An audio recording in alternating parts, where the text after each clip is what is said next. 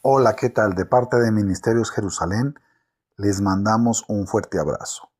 El tema que vamos a hablar hoy vamos, bajo la luz de la palabra, a estudiar lo que es un altar. Cuando nosotros hablamos de altar, de acuerdo a los estudiosos, a la Real Academia, cuando se habla de un altar, etimológicamente hablando, dice un altar. En teología bíblica es un punto de encuentro sagrado entre Dios y el ser humano, donde se ofrece algo valioso, se establece o se renueva un pacto, se provoca una respuesta espiritual visible o invisible. Un altar es un lugar de intercambio espiritual. En el altar el hombre entrega sacrificio. Dios libera presencia, favor, fuego o dirección. Éxodo 29:43. Allí me reuniré con los hijos de Israel. En el altar se abren portales espirituales. Es una puerta entre el cielo y la tierra, un punto donde lo invisible afecta a lo visible. Génesis 28:17, casa de Dios y puerta del cielo. Un memorial de pacto. Los altares marcan momentos históricos con Dios, sellan promesas, activa herencias espirituales. Génesis 26:25. Cuando se habla de altares se establecen derechos espirituales, lo que se ofrece de base legal para que Dios actúe. Levítico 17:11, la vida en la sangre para expiación. El altar también es un punto de transferencia de autoridad. Se transfiere autoridad desde el cielo al hombre. Se delega gobierno espiritual. Éxodo 17:15. Un altar también puede ser un lugar de juicio y misericordia.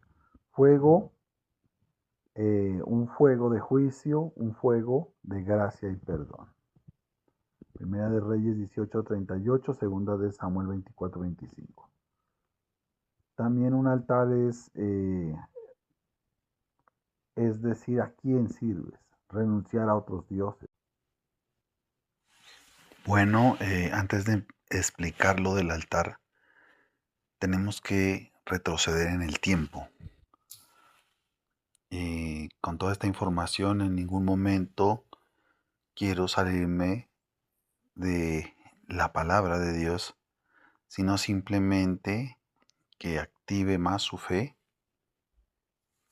y que tome más en serio los sistemas espirituales.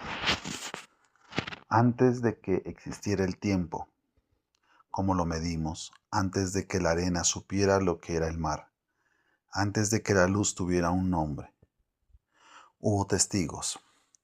Job abre una ventana que ningún otro libro se atreve a abrir. No habla desde la tierra, habla desde el cielo.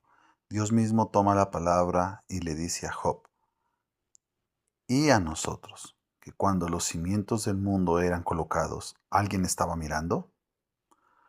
No hombres, no animales, ángeles.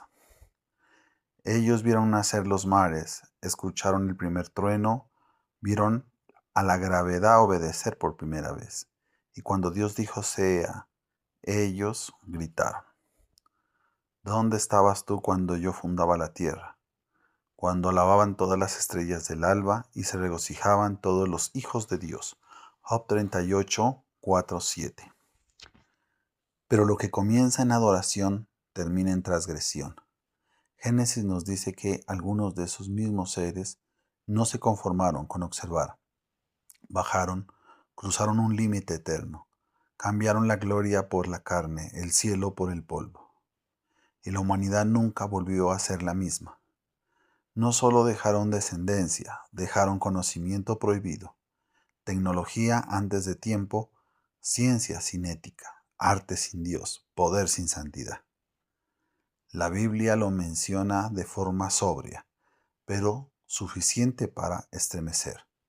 Había gigantes en la tierra en aquellos días, cuando los hijos de Dios se llegaron a las hijas de los hombres y les engendraron hijos. Estos fueron los valientes que desde la antigüedad fueron varones de renombre. Génesis 6:4. Desde ese momento la historia humana se acelera, pero también se corrompe. Hay una influencia. Cuando una civilización superior llega a una inferior, hay un intercambio, hay un enriquecimiento. Los ángeles que presenciaron la creación. Job 38, 4, 7. ¿Dónde estabas tú cuando yo fundaba la tierra? Házmelo saber. Si tienes inteligencia, ¿quién ordenó sus medidas? Si lo sabes, ¿o quién extendió sobre ella el cordel? ¿Sobre qué están fundadas las bases? ¿O quién puso su piedra angular? Cuando alababan todas las estrellas del alba y se regocijaban todos los hijos de Dios. Génesis 6, 1, 4. Aconteció que cuando comenzaron los hombres a multiplicarse, que viendo los hijos de Dios que las hijas de los hombres eran hermosas, tomaron para sí mujeres, escogiendo entre todas. Había gigantes en la tierra en aquellos días. Nosotros sabemos que Dios se arrepiente y dice que Dios decide mandar un diluvio y exterminar toda carne. Acaba con ellos, pero de alguna forma el conocimiento que ellos compartieron con los humanos, cuando hablamos de ese conocimiento, ellos compartieron la escritura. Por eso tiene tanta fuerza. Tal vez mucha gente cuando no lo atiende manda un derecho de petición y pone a temblar a todos. Ellos compartieron la poesía. Gente cuando escucha una poesía pues queda descrestada. Ellos compartieron inventos. Ellos compartieron la moda. Cuando hablamos de la moda, tenemos un registro. Ezequiel 28:13 habla: en el Edén, en el huerto de Dios estuviste, de toda piedra preciosa era tus vestiduras. Está hablando de Luzbel, cuando estaba en el cielo. Y le dice que las vestiduras eran de sardio, topacio, diamante, crisólito, onice, jaspe, zafiro, carbunclo, esmeralda, oro. Los primores de tus tamboriles y flautas estuvieron preparados para ti en el día de tu creación. Entonces hablamos de moda. Cuando habla de estas vestimentas, son diamantes, son piedras preciosas. Y mucha gente piensa que en el cielo van a ser solamente túnicas blancas. No, de allá viene la moda. Unos diseños exclusivos. Compartieron la gastronomía, la comida. Si la comida aquí es rica, imagínense en el cielo. Armas, descubren el metal. Perfume. El perfume es algo tremendo. Ellos lo utilizaban para la seducción, para llamar la atención. Un buen perfume se siente. Maquillaje.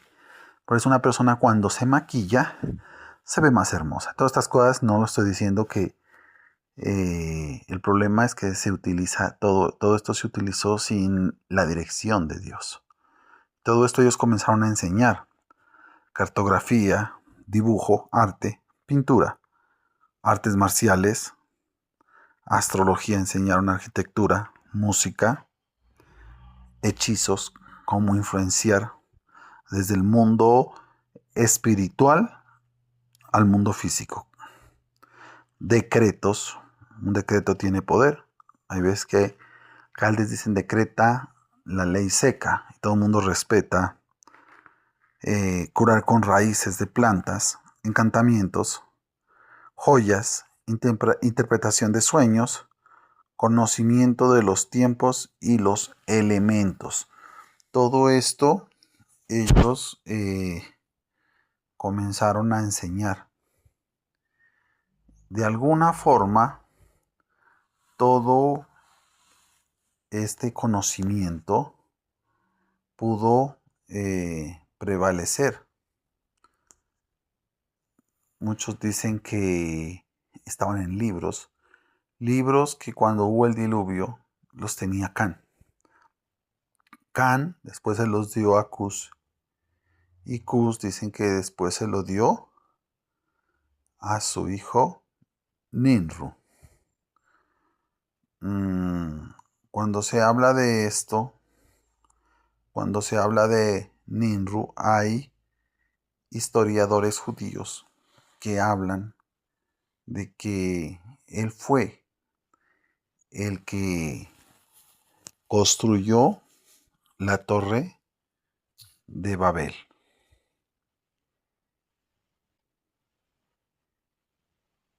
Cuando se habla de la torre de Babel, queremos citar Génesis 11. Dice así: tenía entonces toda la tierra una sola lengua, unas mismas palabras. Aconteció que cuando salieron del oriente y hallaron una llanura en la tierra de Sinar, y se establecieron allí, y se hicieron unos a otros: vamos, hagamos ladrillo, cosámoslo con fuego, y les sirvió el ladrillo en lugar de piedra y el asfalto en lugar de mezcla. Y dijeron: vamos, edifiquemos una ciudad y una torre cuya cúspide llegue al cielo. Hagamos un nombre, por si fuéramos esparcidos sobre la faz de la tierra. Y descendió Jehová para ver la ciudad y la torre que edificaban los hijos de los hombres. Y dijo Jehová: aquí el pueblo es uno, todos estos tienen un solo lenguaje. Y comenzando la obra, nada les hará desistir ahora de lo que han pensado hacer. Ahora pues descendamos y confundamos allí su lengua, para que ninguno entienda el habla de su compañero. Así los esparció Jehová desde allí sobre la faz de la tierra, y dejaron de edificar la ciudad. Por eso fue llamado el nombre de ella Babel, porque allí confundió Jehová el lenguaje de toda la tierra. Desde allí los esparció sobre la faz de toda la tierra. Cuando nos habla, nosotros tenemos que entender que cuando habla de este personaje, Ninru, dice que el problema es que cuando nos alejamos de Dios comenzamos a cometer errores. Noé, cuando se acaba el diluvio, él hace un altar para Dios y Dios le coloca un arco iris. Y esa es la señal que nunca más iba a inundar la tierra. Pero cuando una persona se aleja de Dios, deja de creer en las promesas de Dios. Vamos a poner un ejemplo. Hay una promesa que le habla y le dice: Jehová es mi pastor y nada me faltará. Eso, el que está en Dios lo cree, que todos los días son de bendición. Pero cuando se ha alejado, tiene miedo, tiene dudas, incertidumbres, no sabe para dónde avanzar, no tiene un norte, porque se alejó. Ya para ese entonces hablemos del hijo de Can. Cus se había alejado, Ninru mucho más. Comienza a pensar humanamente y se le viene una idea y dice: ¿qué tal si vuelve otra vez un diluvio? Para que no vuelva a pasar eso, construyamos una torre que sea exageradamente alta, de 2.400 metros. Podemos decir que esto es una exageración, pero unos científicos hicieron unos estudios. Pensaron que era imposible para esa época, pero tomaron arcilla y la pusieron en una prensa hidráulica. El ladrillo común se rompió con 400 kilos de presión. Sin embargo, hicieron lo que dice el texto: quememos bien los ladrillos. Y lo mezclaron también con algo de petróleo, como un betún. A 800 grados, 12 horas, soportó 3.000 kilos de presión. Calcularon que podría levantar una torre más grande que el Burj Khalifa. Entonces no estaba tan desfasado después de todo. Ellos les llamó la atención ese descubrimiento. Cuando Nimrud decide construir la Torre de Babel, era también un punto de referencia para las personas que se perdían en el desierto. Era también una señal de poder. Nadie se hubiera atrevido a invadirlos. Pero no era una simple torre, tenía varios compartimientos Cada ladrillo pesaba 15 kilos. Duró la construcción 43 años. Participaron, de acuerdo a historiadores, dice que comentarios, que participaron 100,000 personas. Estuvieron trabajando 4 décadas, mañana, tarde y noche, por 43 años. Hacían grupos de 1,000, mañana, tarde y noche. Era algo titánico la comida para esa gente. 300,000 comidas diarias. Dice que las muertes, morían más o menos 10 personas al día. Hasta que se construyó 145,000 muertos. ¿Por qué querían ellos hacer esta torre? Ahí habían varios compartimientos, era como una ciudad ahí mismo. Hacían sus rituales. Ellos querían levantar un altar, por eso estamos hablando de altar. Un altar pero muy grande. Ellos tenían el conocimiento perdido de estos ángeles. La Biblia nos habla en Efesios 6, 12, y la lucha no es contra carne y sangre, sino contra principados, potestades, gobernadores de las tinieblas, huestes de maldad de regiones celestes, fuerzas malignas. Ellos tenían los nombres, ellos querían gobernar. Querían influenciar sobre los elementos. Recordémonos el fuego, la tierra, el aire.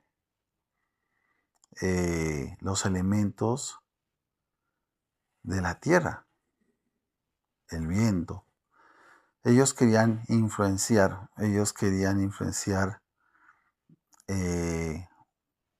sobre los sueños, sobre las personas. Qué tremendo. Hoy en día, por un momento piense en una persona que tenga poder sobre el clima, ¿no? Fatal. Tenga poder sobre un tornado, sobre un tsunami.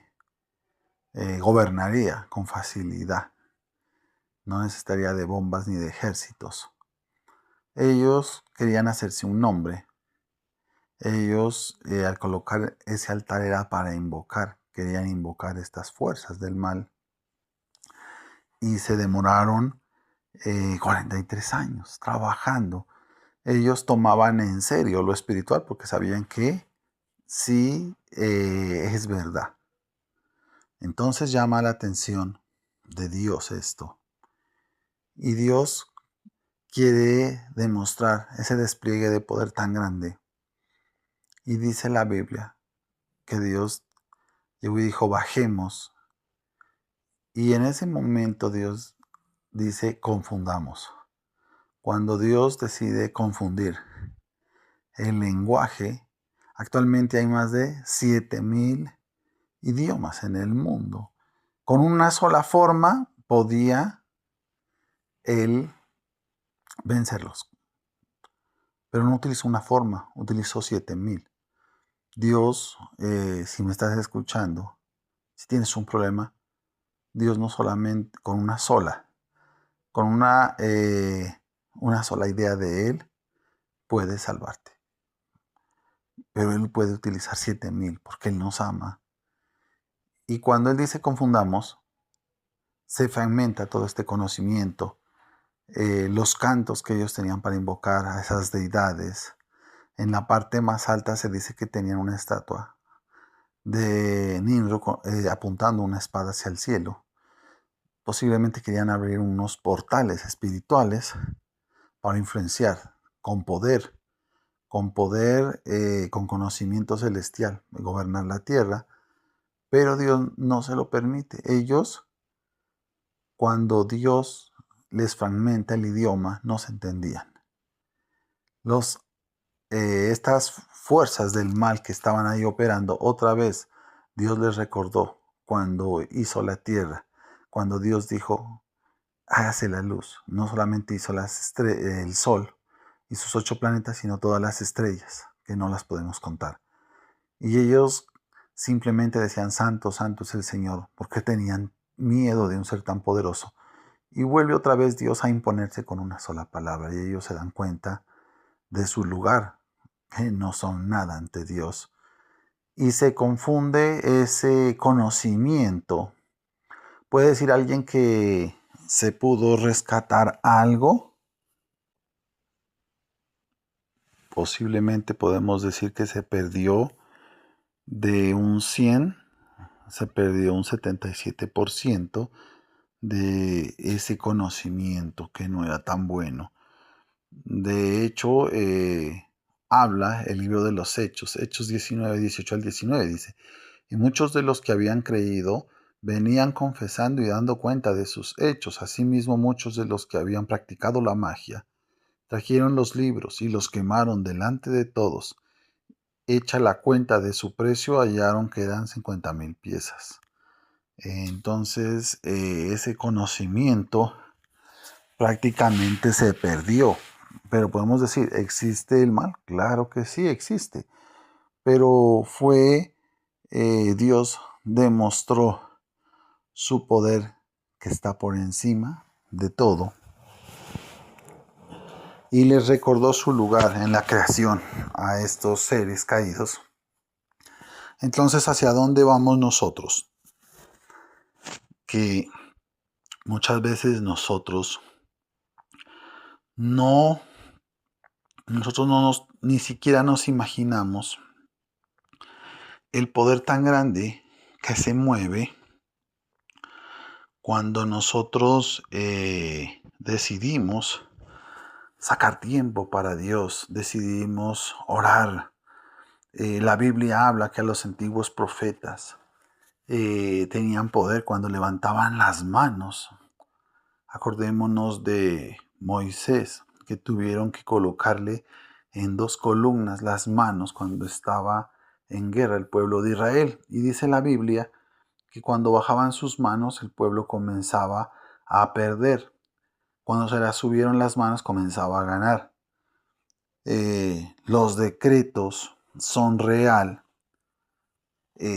Por eso se lo toma tan en serio una persona cuando se hacía holocaustos, cuando se hacía los altares, porque de verdad que son sistemas que vienen desde el cielo y estos sistemas son muy efectivos.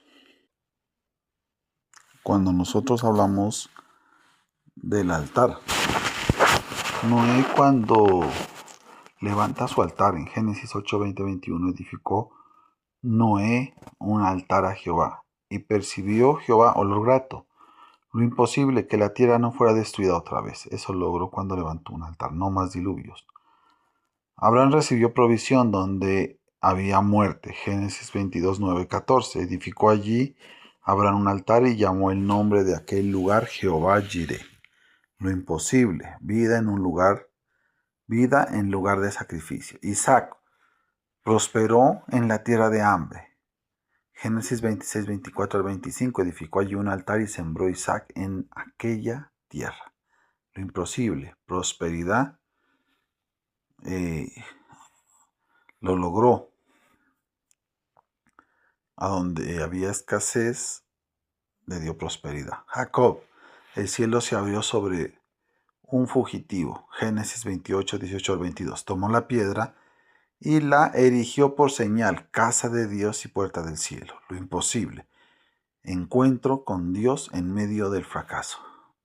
Moisés ganó una guerra sin armas. Éxodo 17:15. Moisés edificó un altar y llamó su nombre Jehová Nisi. Josué restauró al pueblo tras una derrota. Josué 8:30-31. Entonces Josué edificó un altar a Jehová. Gedeón, un hombre débil, se volvió en un libertador. Jueces 6:24. Edificó allí un altar a Jehová. Shalom. Samuel, Dios peleó la batalla cuando él levanta altar. Dice que Samuel tomó un cordero, Jehová, y Dios peleaba. Cuando Samuel oraba, precedía la tormenta. ¿Quién pelea contra descargas eléctricas de rayos? David detuvo una plaga nacional. Dios le dijo a David que nunca vaya a contar al pueblo de Israel. De pronto él no lo hizo por maldad, pero hubo gente que lo aconsejó. Muchas veces nosotros tenemos que tener en cuenta cuando Dios nos manda a decir algo o nos habla a través de la palabra. Primero está la palabra de Dios antes que la de los hombres. Él, ¿por qué comenzó a censar a sus soldados? Porque él quería saber con qué armas, con qué contaba. Pero la mayor fortaleza de David no era los soldados ni las armas, era Dios. Así hubiera estado solo, vencía porque tenía a Dios. Eso le dolió a Dios y manda al ángel de la muerte hasta que decide él levantar un altar. Y dice que él alcanzó a ver ese ángel con la espada desenvainada. Levanta el altar y lo logra detener. Por eso estamos hablando de que es muy poderoso. Esta historia es muy tremenda porque cuando nos habla de esta historia, dice que el ángel estaba ahí y él va corriendo para que le vendan ese lugar. Le tocó comprar esa finca donde estaba ahí. Dice que cogieron estas yuntas porque en qué momento ellos iban a cortar madera y de ahí mismo la carne, el holocausto lo hicieron y él dijo, yo quiero levantar un altar que me cueste. Y Dios les recibe ese altar y detiene a este ángel cuando le levanta esta ofrenda para Dios. Hay gente que de pronto es muy escéptica en lo sobrenatural, pero lo sobrenatural existe. Elías, cuando levanta el altar, coloca las piedras que representan, las 12 piedras representaban a Israel y desafía a los Baales, sacerdotes de la diosa Acera, y los Baales, total eran 850. Y los desafía que el Dios verdadero haga caer fuego del cielo y dice que Elías logra hacer caer fuego del cielo. Él a lo que levanta ese altar demuestra el poder de Dios. Salomón, cuando decide en 2 de Crónicas 7:1-3, dice que él también lleva su altar y desciende fuego y la gloria de Jehová llenó la casa, dice. Cuando estaba mostrando la presencia visible de Dios. Y también acuérdese cuando él sacrifica estos holocaustos y dice la Biblia que Dios se le aparece y le dice pídeme lo que quieras, y fue cuando le da sabiduría. Es una historia muy espectacular. Hablemos de Ezequías, restaura una nación enferma, 2 de Crónicas 29:18-27, cuando levanta un altar. Esdras volvió a adorar sin muros, levanta un altar. Jod pasó del dolor a la restauración, le dio el doble. Jesucristo mismo era un altar. Hebreos 13:10, Juan 19:17-30. Cuando nosotros levantamos un altar, logramos lo imposible. Por eso es tan importante de que usted tome en serio las cosas de Dios. Acuérdese que las vigilias, hay vigilias en diferentes horarios, de 6-9, de 9-12, de 12-3, de 3-5. Esas son las vigilias de oración. Es verdad